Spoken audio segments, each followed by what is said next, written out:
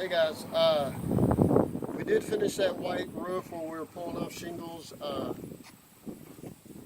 didn't show you in full detail how to do that roof, but there's a lot of other videos that I have that shows you how to go through it step by step.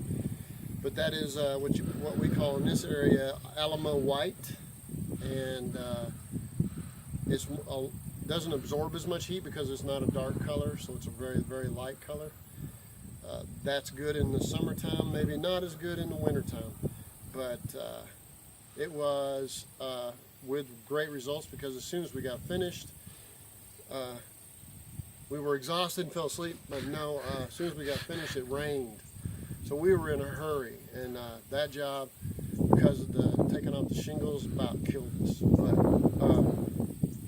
if you want to see in detail how to do the roof step by step, there's several videos. You go back and take a look at it.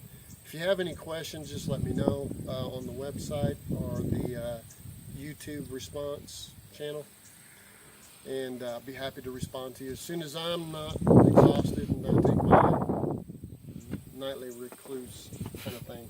So, wish you guys well. There's another example of what you can do if you're an American, not American.